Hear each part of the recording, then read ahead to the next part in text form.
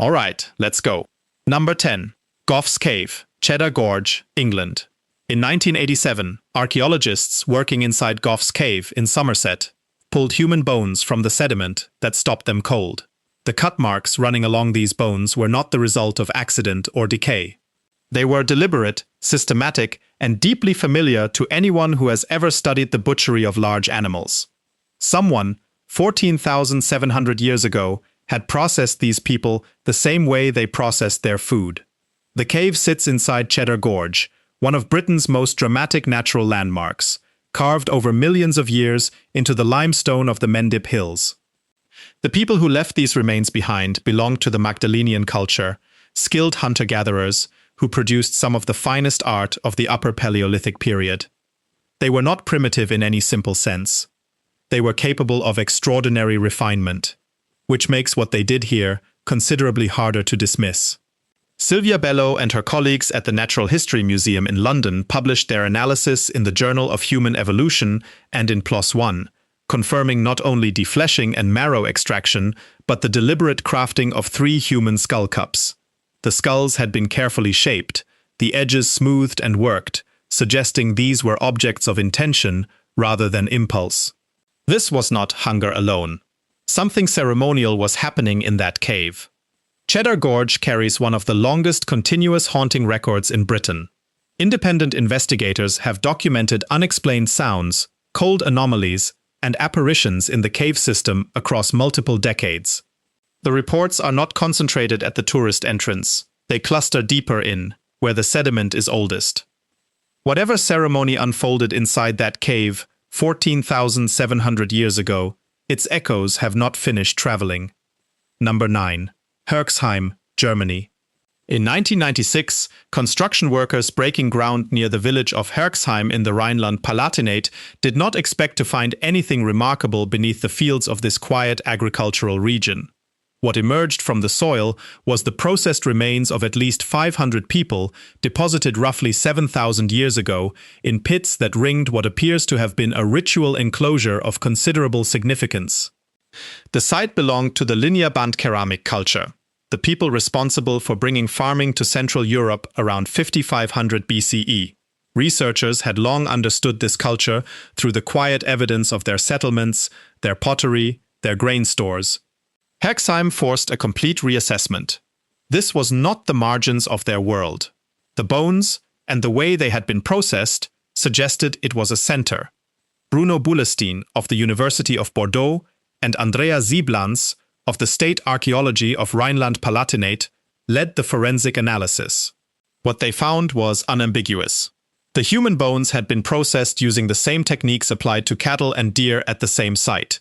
Skulls opened, long bones split cleanly for their marrow, flesh removed with flint tools in systematic strokes. The processing was unhurried and thorough. Isotope analysis of the victims' teeth revealed something that deepened the unease considerably. These people had not come from Herxheim or its surrounding region. They had traveled from communities hundreds of kilometers away, from across a wide stretch of Central Europe. Herxheim was a destination. People made long journeys to reach a place where they would be consumed, suggesting either extraordinary coercion or a belief system with gravity enough to draw people willingly toward their own deaths. Why did people travel hundreds of miles to a site where they would be consumed, and who, or what, convinced them to make that journey? Number 8. Aztec Ruins National Monument, New Mexico, USA. The name is wrong, and has always been wrong. The site in San Juan County, New Mexico, that American settlers labeled Aztec Ruins, has no connection to the Aztec civilization of central Mexico. It was built and occupied by the ancestral Puebloan people, a distinction that matters, partly because the actual history of the site is disturbing enough without the confusion. Around 1150 CE, something violent happened inside the Great House, and the bones left behind recorded it in forensic detail. Christy Turner II of Arizona State University spent decades analyzing skeletal assemblages from the American Southwest and published his findings in the 1999 monograph Man Corn, a work that provoked intense controversy precisely because its conclusions were so difficult to argue with. Turner identified a consistent pattern across dozens of southwestern sites: defleshing, perimortem fracturing, burning of bone ends, and marrow extraction applied to human remains in exactly the manner used on food animals at the same locations. At the Aztec site, Turner documented evidence consistent with this pattern across the remains of approximately 35 to 40 individuals. The most confronting detail was what he called pot polish, the smoothing of bone ends caused by contact with the interior of a ceramic vessel during cooking. Pot polish does not appear on bones that have simply been buried or scattered. It requires sustained contact with a container over heat. The physical evidence was specific in a way that ruled out most alternative interpretations. Tens of thousands of visitors walk through the Great House at Aztec Ruins National Monument every year. Park rangers and visitors have independently reported apparitions, unexplained voices, and a persistent atmospheric heaviness that concentrates in the interior rooms. Formal paranormal investigations have been conducted on site, with multiple recordings submitted to researchers over several decades. How many visitors have walked through that great house without knowing what the stones once absorbed? Number 7. Crow Creek, South Dakota, USA. In 1978, archaeologists excavating a dry embankment along the Missouri River in Buffalo County, South Dakota, uncovered a mass grave that remains one of the most harrowing discoveries in North American prehistory. The remains of 486 individuals, men, women, and children, had been placed together in a single burial feature sometime around 1325 CE. Nearly every one of them showed signs of extreme perimortem violence. The bones had not simply been broken, they had been worked. The people buried at Crow Creek belonged to the initial Middle Missouri tradition, ancestral to the Arikara Nation. Analysis by P. Willie and Larry Zimmerman documented scalping on the majority of skulls, decapitation, dismemberment, and defleshing across the assemblage, consistent with a large-scale attack on a village, followed by systematic processing of the dead. The scale of what happened here was not incidental, it was organized. Someone spent considerable time with these bodies after the killing was done. What complicates the picture further is that the 486 individuals were ultimately gathered and placed together in the mass burial with a degree of care that sits uneasily alongside the violence done to them. The perpetrators, or perhaps a returning group, collected and reburied the remains, rather than leaving them scattered. The gesture implies an awareness of what had occurred that goes beyond simple raiding or warfare. There is intention in that burial, and the nature of that intention has never been fully resolved. The Arikara Nation secured the repatriation and reburial of their ancestors. The embankment has been returned to the land. Tribal traditions describe that section of the riverbank as spiritually dangerous, a designation that predates any modern paranormal framework by centuries. The Arikara do not go to that part of the riverbank at night, and they have reasons for that decision that no outside investigator has ever managed to adequately address. Number 6. Fontbrégois Cave, France. In the Var département of Provence, in a Neolithic cave that had accumulated the refuse of human occupation across many centuries, a finding was made that permanently shifted the academic argument about prehistoric cannibalism. The bones in question dated to approximately 5000 BCE, deposited by people of the Chassian culture, a society sophisticated enough to produce fine pottery and maintain long-distance trade networks. What they apparently also did, at least at Fontbrégois, was eat one another alongside their regular meals. Paula Villa of the University of Colorado Museum led the analysis that made the site famous, publishing her conclusions in the journal Science. The argument Villa constructed was simple, careful, and deeply uncomfortable. She compared the cut mark patterns, fragmentation sequences, and discard locations of the human bones at Fontbrégois with the animal food bones found in the same stratigraphic deposit. The match was exact. The people whose remains ended up in that refuse layer had been processed using the same techniques, in the same sequence, with the same tools, as the deer and cattle consumed at the same location. Previous cases of suspected prehistoric cannibalism had relied on individual indicators, a cut mark here, a broken long bone there, each of which could be explained by mortuary practice or post-depositional disturbance. Fontbrégois removed that ambiguity. The human and animal bones were mixed in the same refuse deposit, treated as the same category of material. No ceremonial distinction had been made between them. This was not ritual. The evidence pointed towards something more ordinary, and for that reason considerably more unsettling. The cave is not open to the public. The surrounding Var region carries persistent local traditions of supernatural disturbance, concentrated in ancient occupation sites that dot the limestone hills. If the people of Fontbregua drew no meaningful line between the bones of a deer and the bones of their neighbors, what does that tell us about when that line was actually drawn in human history, and how firmly it holds? Number 5. Mancos Canyon, Colorado, USA. When bioarchaeologist Tim White of the University of California, Berkeley, examined a collection of 2,106 bone fragments recovered from a single ancestral Puebloan site in Mancos Canyon, in the Mesa Verde region of Colorado, he was not looking at a mass grave or a battlefield.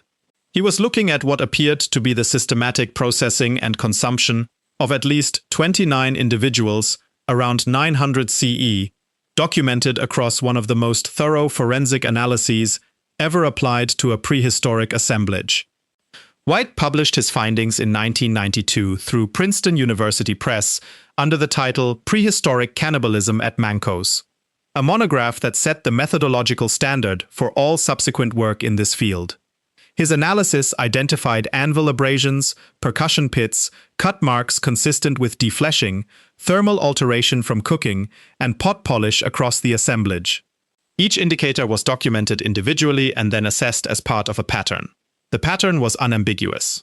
These 29 individuals had been processed as food.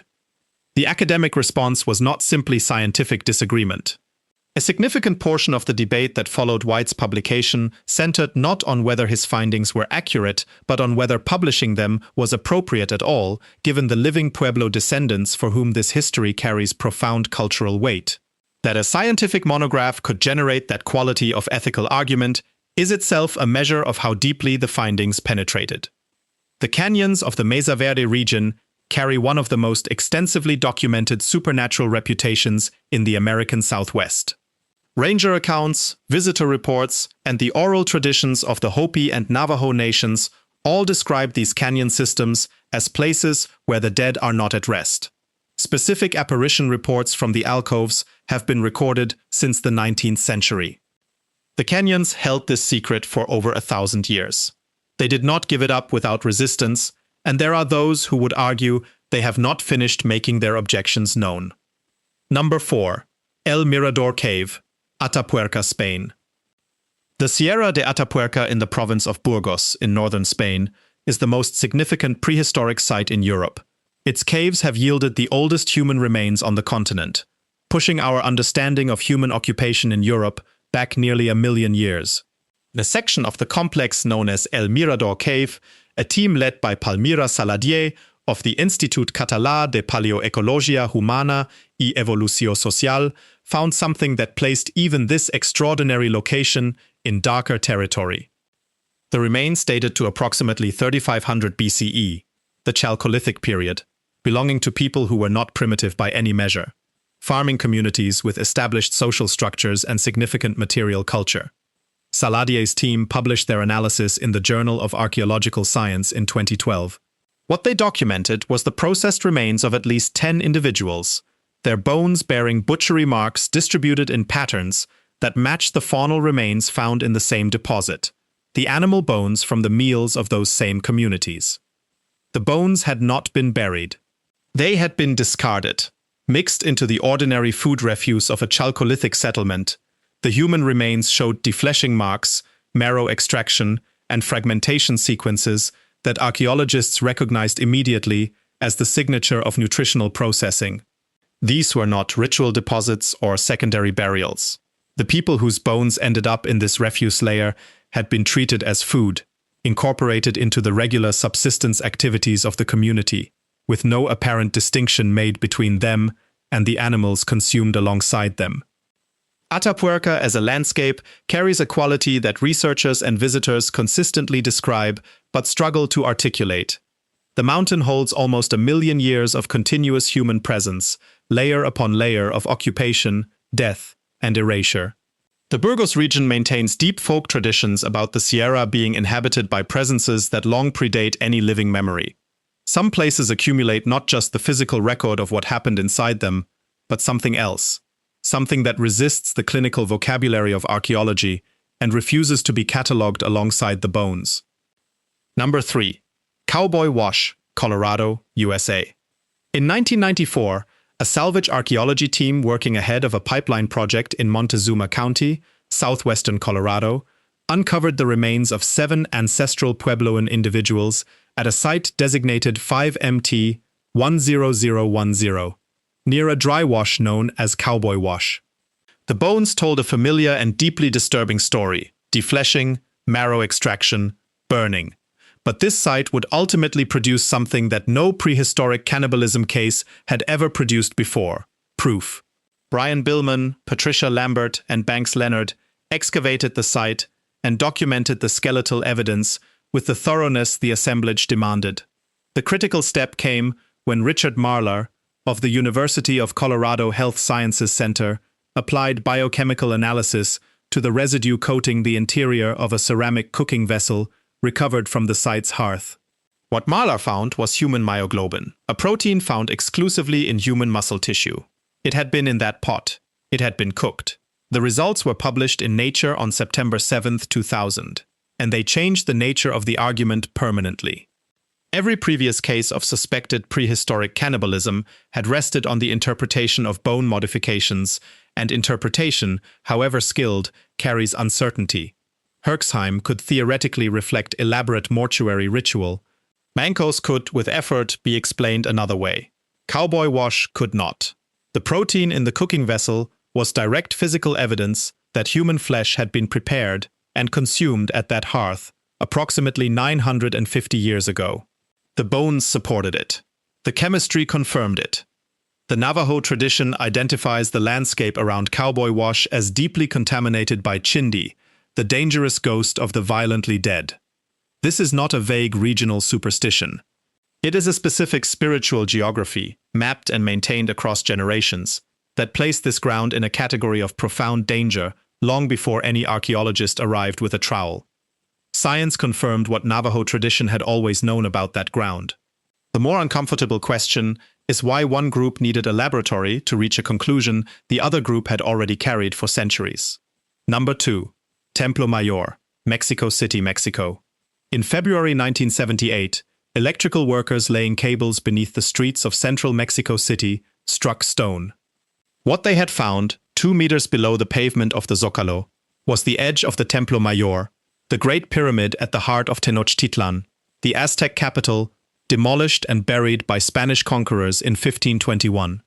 Eduardo Matos Moctezuma of the Instituto Nacional de Antropología e Historia led the excavations that followed, and what emerged from beneath the cathedral, built deliberately on top of the temple's ruins, was a record of ritual killing and consumption on a scale that has no parallel in the archaeological record of the ancient world. The Templo Mayor operated as the religious center of the Aztec Empire from 1325 CE until the Spanish conquest. Spanish chronicler Bernal Díaz del Castillo, who witnessed the city before its destruction, described in his account the conquest of New Spain, the consumption of sacrificial victims following their deaths at the temple. Archaeologists had the eyewitness record. What Leonardo López Luján and his team found beneath the Zócalo confirmed it at the level of bone and stone. Human remains throughout the precinct bear cut marks and defleshing patterns consistent with post-sacrifice processing. In 2015 and 2016, López Luján's excavations uncovered at Tzompantli, a skull rack, containing the skulls of at least 676 individuals, men, women, and children, an installation far larger than any Spanish account had suggested. The scale of what the Templo Mayor consumed across nearly 2 centuries of operation is staggering in its implications. These were not isolated events or marginal practices. The consumption of sacrificial victims was woven into the ceremonial fabric of one of the largest cities in the world at that time. The Spanish built their cathedral directly on top of the Templo Mayor with the explicit intention of erasing the sacred geography of the Aztec world and replacing it with their own. 5 centuries later, the electromagnetic anomalies, the recorded apparitions, and the documented disturbances inside that cathedral cluster precisely over the buried temple's footprint, as if the original intention of the ground beneath has spent 500 years pushing back against everything built on top of it. The oldest and most institutionalized cannibalistic ritual site in this list sits directly beneath a functioning Catholic cathedral in one of the most densely populated cities on Earth, and the ground has not finished making its presence known. Number 1. Krapina, Croatia. In 1899, Croatian paleontologist Dragutin Gorjanović Kramberger began excavating a rock shelter on the slopes of Husnjakovo Hill above the small town of Krapina in what is now the Krapina-Zagorje county of Croatia. Over 6 years of painstaking excavation, he recovered the fragmentary remains of Neanderthal individuals who had lived and died in that shelter approximately 130,000 years ago.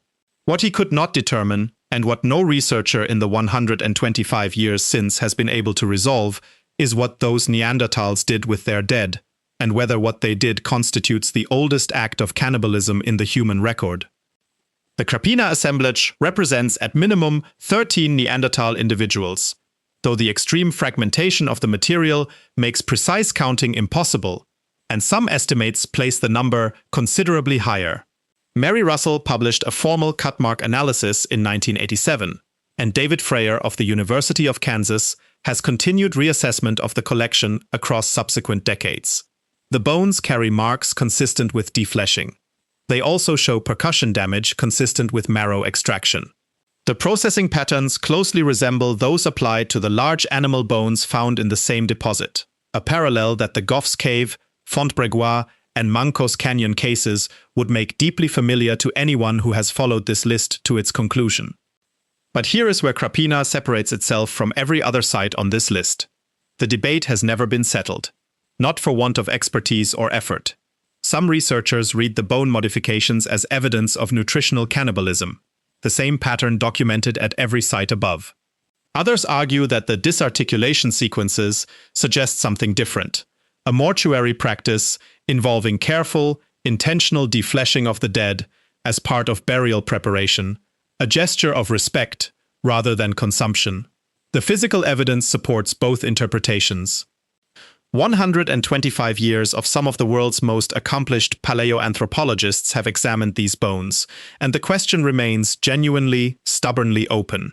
What is not in dispute is this: the Neanderthals of Krapina handled their dead with intention. These were beings who buried their dead at other sites, who crafted personal ornaments from eagle talons, who appear to have had the cognitive architecture for symbolic thought. Whatever occurred in that rock shelter was not mindless. It carried meaning. We simply cannot read the meaning, and the bones will not clarify it for us. The Krapina region holds the highest density of documented folklore concerning the Vukodlak, the Slavic entity formed from the violently dead, of any area in Croatia. Local historians and ethnographers have noted that these traditions cluster geographically around the oldest human occupation sites in the region. The hill above the rock shelter and the tree line surrounding it have been the subject of persistent and unlocatable sound reports at dusk since before the excavations began, a detail that the local community treats not as paranormal curiosity, but as straightforward local knowledge. The oldest unsolved question in human history is not who built the pyramids or what sank Atlantis. It is what a group of Neanderthals decided to do with their dead on a hillside in Croatia 130,000 years ago, in a world that preceded our own species by tens of thousands of years. And whether the sound that moves through the trees above that shelter at dusk is the most ancient haunting on Earth, or simply the wind passing through a place that has held its secret longer than our kind has existed to ask questions of it. If you want to see more videos like this, click the video on screen now and make sure to subscribe.